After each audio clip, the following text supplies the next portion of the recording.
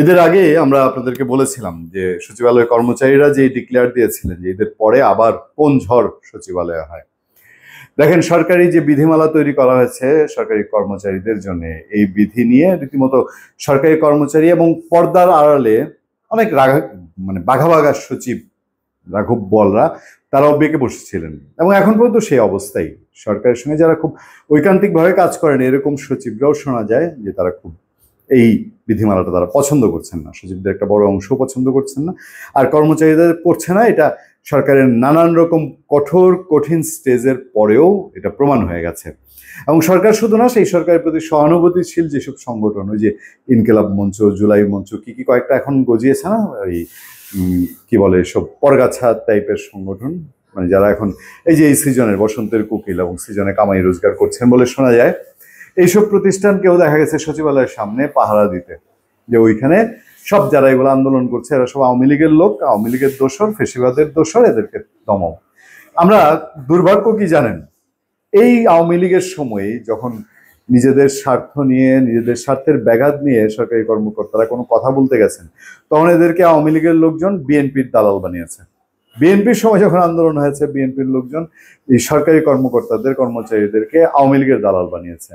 দুর্ভাগ্য হলো যে একটা অন্তর্বর্তীকালীন সরকারও এসে অন্য একটা পলিটিক্যাল পার্টির দালাল দোসর বলে, বা সেই অন্তর্বর্তীকালীন সরকারের যারা প্রিয় ভাজন তারা এরকম দোষ দিচ্ছে। কি হবে সচিবালয় এদের পরে? এখন পর্যন্ত তো তখন প্রধান উপদেষ্টা ডক্টর মোহাম্মদ ইউনূস তিনি দেশের বাইরে ছিলেন, জাপান ছিলেন। জাপানের থেকে বলা হয়েছিল তিনি দেশে আসলে পরে একটা বিহিত হবে। ভূমি সচিবের নেতৃত্বে একটা কমিটিও হয়েছিল। প্রধান উপদেষ্টা দেশে আসলেন, ঈদের আগে কোনো সুরা হলো না। কর্মচারীরা ঈদের আগে, ছুটির আগেই বলেছিল যে এই অবস্থা চলতে থাকলে তারা আন্দোলনে যাবেন।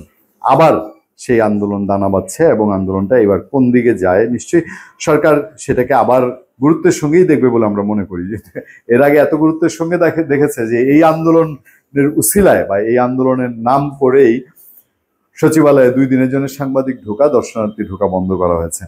ফের আন্দোলনে যাচ্ছেন কর্মচারীরা। সোমবার সচিবালয়ে গণজমায়েত। ঈদের ছুটি শেষে সরকারি চাকরি অধ্যাদেশ বাতিলের দাবিতে ফের আন্দোলনে নামছেন কর্মচারীরা। সোমবার 16 জুন সচিবালয়ে গণজমায়েত করবেন কর্মকর্তা কর্মচারীরা। এরপর 3 জন উপদেষ্টাকে স্মারকলিপি দেওয়া হবে। আচ্ছা, আপনারা কি মনে করেন যে এই নিয়ে ইতিমধ্যে কথাবার্তা চলছে না? বিষয় আসে কিন্তু চলছে। একটা আওয়াজ উঠেছে না যে এরকম যে এতজন সচিবকে সরিয়ে দেওয়া হতে পারে, এতজন সরকারি কর্মকর্তা কর্মচারীকে, যদিও অথেন্টিক না। আমি আবার রিপিটেড যে অহেতুক কোনো জায়গায় আমরা উস্কানি দিতে চাই না, দেওয়া আমাদের দায়িত্ব না, সাংবাদিকতা রীতিনীতিতেও পারে না। কিন্তু এগুলো তো সোশ্যাল মিডিয়া ছড়াচ্ছে এবং এইসব গুজব যদি হয়েও থাকে তাহলে এগুলো ছড়ার পেছনে কিছু যোগসূত্র তো কোনো না কোনো আছে। আমি যে কথাটি বলছি, সরকারি এজেন্সিগুলো জানে কি হচ্ছে, সরকার জানে, তাহলে ভেতরে ভেতরে কি প্রিপারেশন আছে? যেহেতু কর্মচারীদের দাবি দাওয়া মেনে নেওয়ার ক্ষেত্রে কোনো অগ্রগতি নাই বা বিধিবিধান সরকার যেমন করেছে তেমনই রয়ে যাচ্ছে, তাহলে কনসার্ন থেকে সরকারের স্টেপ কি হবে? বাংলাদেশ সচিবালয় কর্মকর্তা কর্মচারী ঐক্য ফোরামের মহাসচিব মোহাম্মদ নজরুল ইসলাম তিনি এই তথ্যগুলো জানিয়েছেন। তিনি বলেন, সরকারি চাকরি অধ্যাদেশ বাতিলের দাবিতে সোমবার সকাল 10টায় বাদামতলায় জড়ো হবেন কর্মচারীরা। গণজমায়েতের পর স্বরাষ্ট্র, সমাজ কল্যাণ এবং গৃহায়ন ও গণপূর্ত উপদেষ্টাকে স্মারকলিপি দেওয়া হবে। তারপর ঐক্য ফোরামের নেতারা নতুন কর্মসূচি ঘোষণা করবেন। আমরা বরাবরই চাই সরকারের সদিচ্ছা কাজ করুক।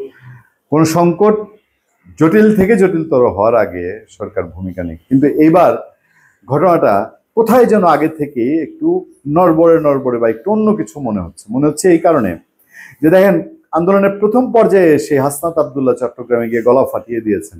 এখানে সব হচ্ছে আওয়ামী লীগের লোকজন। এটাকে একেবারে তিনি বলেছেন চ্যালেঞ্জ করে এদেরকে যেভাবে হোক তিনি বধ করবেন, বলেছেন না? হঠাৎ কেন? এবং তারপরে তাদের কিছু লোকজন তার ওই এনসিপি ব্যানারে না হোক, বৈষম্য বিরোধী ব্যানারে না হোক, সচিবালয়ের সামনে অবস্থান নিয়েছে।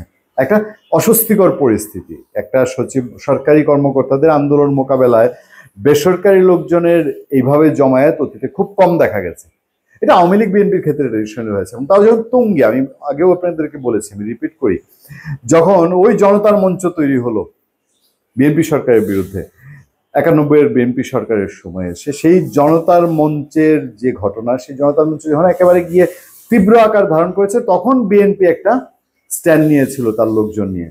কিন্তু এর আগে না, আওয়ামী লীগও কোনো কোনো অংশে এই কাজ করেছে, তবে আওয়ামী লীগের সময় প্রশাসনকে এমনভাবে রাখা হয়েছে তাদের পক্ষে সম্ভব হয় নাই আওয়ামী লীগের এগেনস্টে কাজ করার।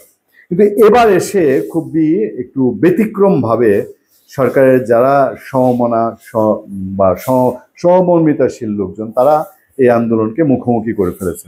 ফলে আমরা তাকিয়ে থাকবো এবারের টার্ন কোন দিকে যায়। ধন্যবাদ সবাইকে, ভালো থাকবেন, সুস্থ থাকবেন। সত্য করোনা এবং সহিংসতার সাথে আপনার সাথে আতিক রহমান পূর্ণিয়া।